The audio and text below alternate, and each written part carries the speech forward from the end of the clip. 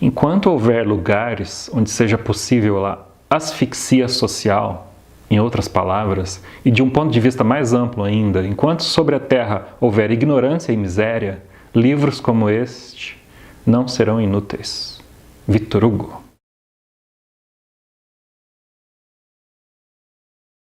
Tudo isso está escrito aqui na traseira do livro Os Miseráveis, de Victor Hugo.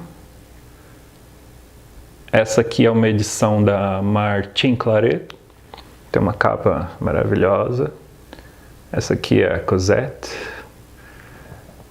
é uma personagem seminal da obra, uma das personagens principais, né? Esse livro aqui é um calhamaço, como dá para perceber, mais de 1.500 páginas, então eu evidentemente levei muito tempo para acabar essa leitura. Eu me lembro que quando eu comprei esse livro eu estava de fato dentro de um dilema que não me deixava dormir. Tipo, se eu leria ele por inteiro, de uma vez, por todas, ou se eu adiaria a leitura completa dele para ler outros livros. E eu acabei fazendo as duas coisas. Eu intercalei a leitura dos Miseráveis com a leitura de uns outros 5 livros, então eu demorei muito para acabar de ler. Parei no meio, depois eu retomei a leitura, e no fim, quando faltavam umas 200 páginas só para acabar, 200 páginas é isso aqui, né, do fim. Eu ficava lendo devagar, digerindo tudo aquilo, né, e foi bom. Foi bom. Tem muita coisa que fica subentendida, né? Que você quer saber a fundo, mas apesar disso, é um livro que tem tudo aqui, né? É um livro crucial para o século XIX, século esse que foi escrito esse livro, e para o século XX também, e para o nosso século XXI, né? Victor Hugo. Quem é Victor Hugo? Segundo a Wikipedia, nossa amiga Wikipedia, eu vou ler aqui. Victor Hugo foi um romancista, poeta, dramaturgo, ensaísta, artista, estadista e ativista pelos direitos humanos francês de grande atuação política em seu país.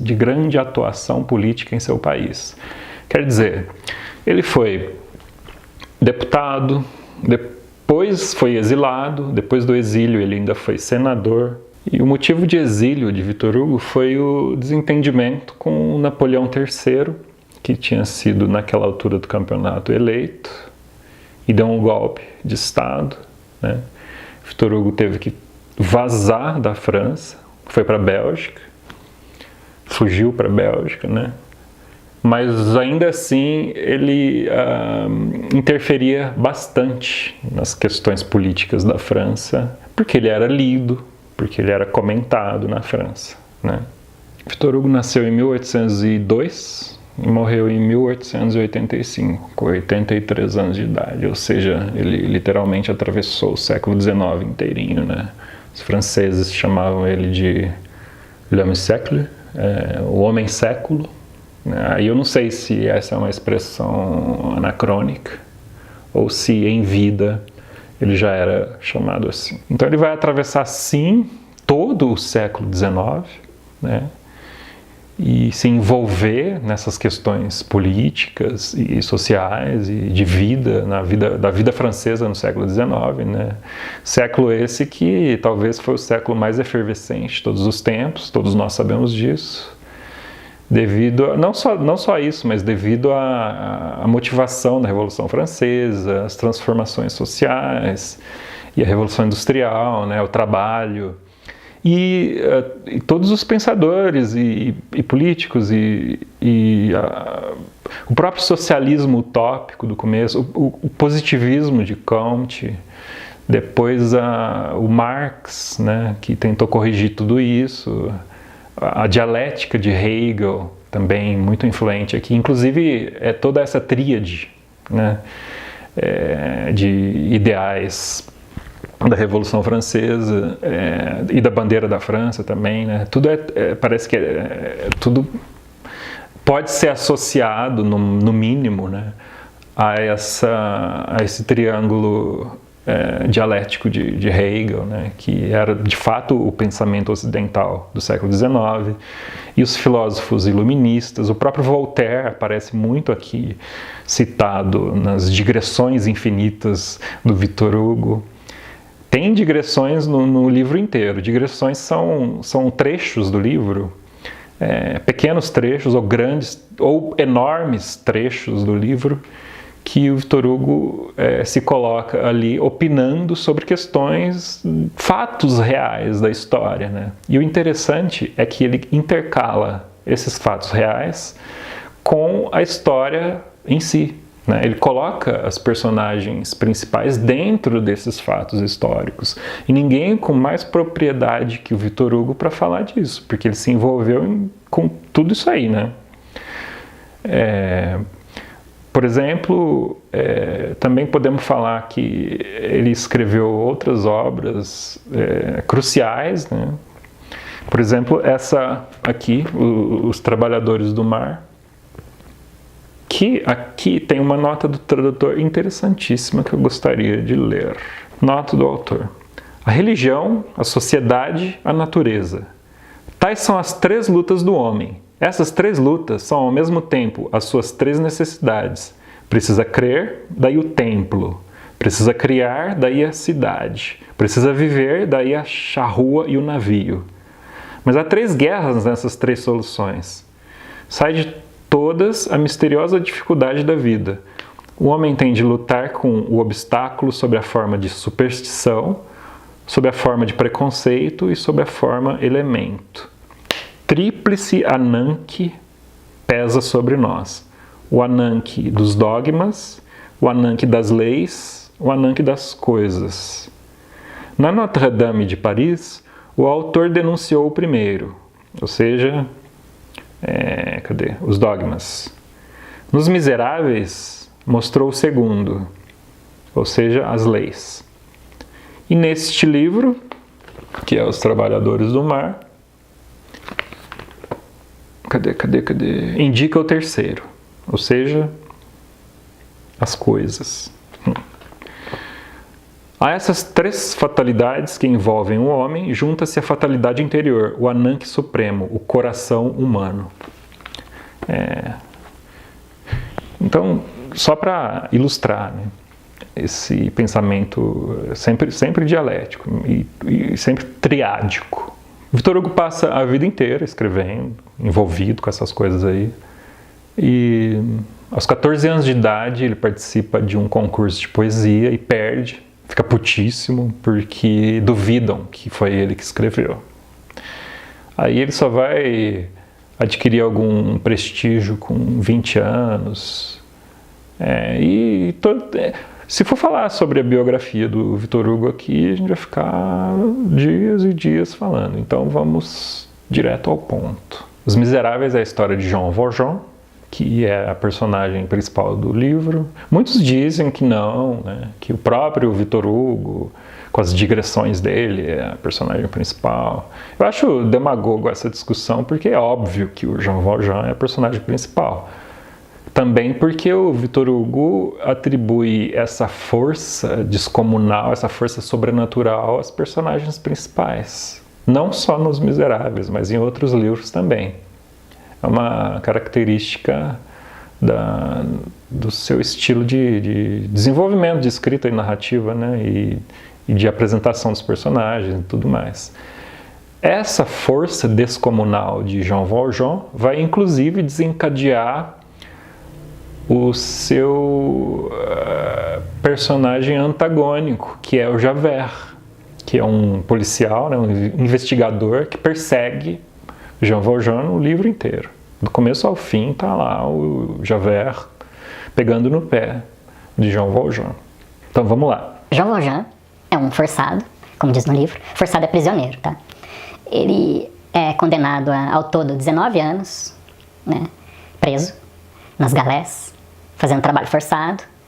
E é justamente nesses trabalhos forçados que o Javert desconfia e observa. Ele tem uma força, de fato, descomunal, absurda. Ele cumpre, né, a sua pena de 19 anos e é solto. Nesse processo de soltura, o Javert entrega para ele os documentos, né, da liberdade dele. E esse documento vai impedir que ele consiga trabalho na cidade e fazer qualquer coisa na cidade, porque ficou estigmatizado como ex-forçado. Então, uma mulher percebe que ele está procurando abrigo e trabalho, e ela sugere que ele bata naquela casa ali. E ele vai, né? Ele bate nessa casa e é a casa de um bispo. E esse bispo é uma personagem muito apaixonante. Duvido que você não se apaixone por ele. É muito carismático e ele acolhe Jean Valjean muito bem na casa dele. E dá pra ele comida e cama, né? Como se ele fosse realmente uma pessoa importantíssima lá, né? E as criadas lá do bispo ficam até estranhando, né? Desconfiando dele, né? Não à toa. Porque se falava de um fugitivo, etc. Bom, então no cair da madrugada, depois que o bispo foi dormir, o que o Jean Valjean faz? Ele rouba, né, o bispo e foge com os seus objetos, né, que ele roubou. Aí no outro dia, alguns soldados levam o Jean Valjean de volta à casa do bispo e falam: olha, esse homem te roubou, né? Nós vamos prendê-lo. E o bispo: não, senta aí, calma, vamos conversar. Ele não me roubou não, tudo isso que ele levou eu dei pra ele. E você, seu danadinho de Jean Valjean, esqueceu de levar o mais importante, os castiçais.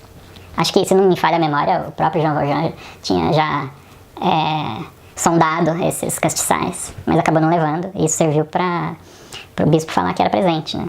São regalos. E os soldados foram embora. E o bispo falou para o Jean Valjean, né? Toma os castiçais, leva tudo isso embora. E que isso sirva para você mudar de vida. É claro que o Jean Valjean ficou surpreso com a atitude do bispo, que até então ele desconfiava também. Ele talvez tenha perdido a confiança no ser humano como um indivíduo virtuoso e bondoso, né? Acontece alguma coisa ali, numa certa ocasião, que faz com que ele, de fato, tenha essa epifania de mudança, de transformação, e se transforma, sim, numa outra pessoa, né?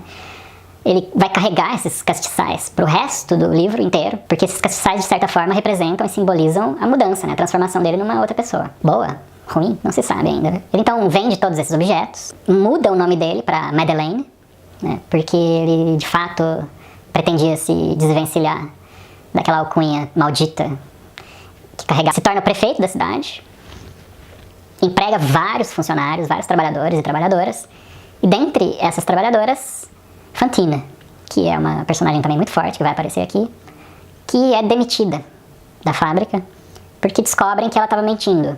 Ela é uma mãe solteira, foi avacalhada acho que por um inglês, na época, que abandonou ela, né, com a filha, Cosette, que é essa da capa.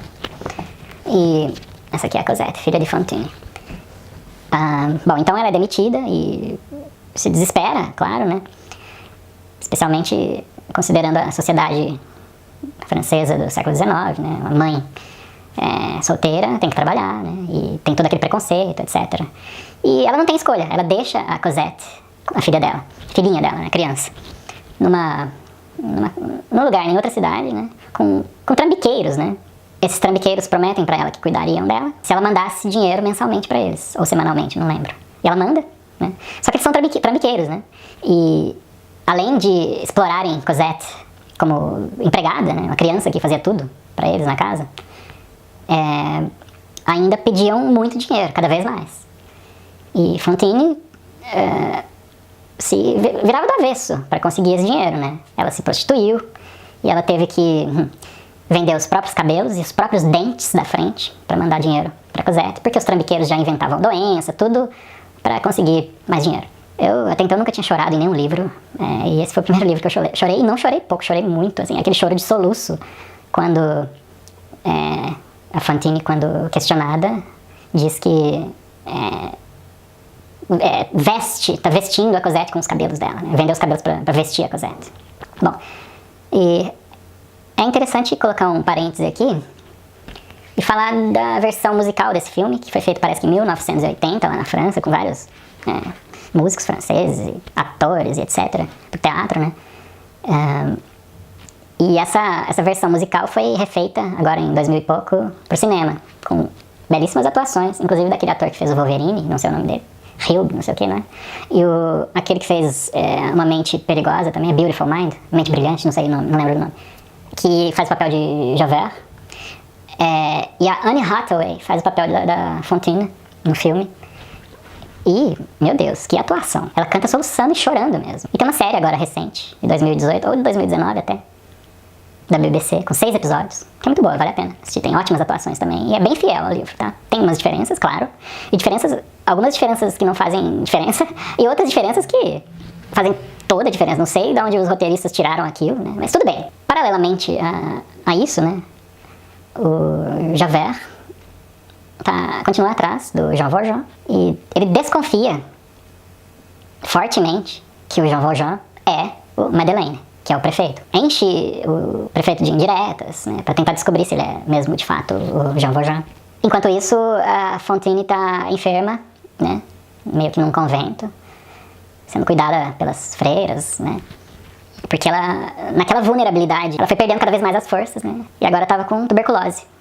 Bom, enquanto tudo isso acontecia, o Javert chegou pro Jean Valjean pedindo desculpas, que de fato achou que ele fosse, pro Madeleine, né, que achou que o Madeleine fosse o Jean Valjean, né, mas que prenderam o verdadeiro Jean Valjean numa outra cidade, né. E, é claro, o Madeleine fica paranoico, né, porque a Fantine, por um lado, tá quase morrendo, e ele promete pra ela que vai buscar a Cosette.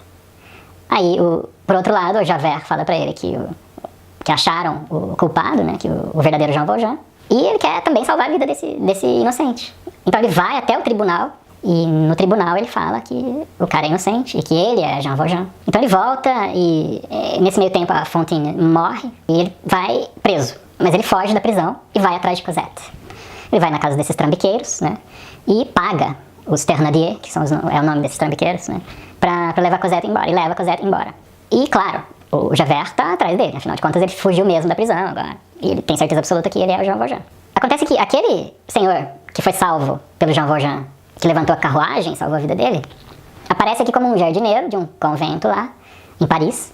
E Jean Valjean fugiu pra lá com a Cosette, né, e ele ajuda o Jean Valjean, que passa a morar com a Cosette dentro desse convento, por anos. A Cosette já se tornou uma adolescente lá dentro, né, e ele trabalha de jardineiro. Ele não pode morar junto com ela, porque o convento lá é de mulheres só. O Javert chega aí atrás dele nesse convento, as freiras falam pra ele que lá só entra mulheres e há séculos não entra nenhum homem lá, etc. Bom, e enquanto isso, o Victor Hugo continua com as digressões dele, né? Ele fala de tudo, ele fala até das gírias, né, das expressões e tal. Aí vai colocando muita palavra, muitas pessoas, muitos nomes, muitos lugares, muitas datas diferentes. E numa dessas digressões ele fala dos liberais, né, dos revolucionários franceses da época. E aí já muda o foco para um bar, né, onde eles se encontram. E um desses personagens, um desses revolucionários é o Marius. Quem é Marius? Aí tem muitas outras coisas que acontecem. É impossível resumir esse livro em dezenas de minutos, né, ou em minutos. Nós levaríamos horas e horas para ficar falando sobre tudo que tem aqui dentro, né? E tem tudo aqui dentro, o mundo está aqui dentro. Acho que eu já falei isso em Crime e Castigo também. Mas de fato, né, Crime e Castigo, que também é do século XIX, e Dostoiévski, que também foi exilado e participou da sociedade e da política de uma maneira muito intensa. Talvez caibam considerações finais, né, sobre o livro e tal. Vai mostrar que a personagem mais miserável mesmo é a personagem mais forte. É simples.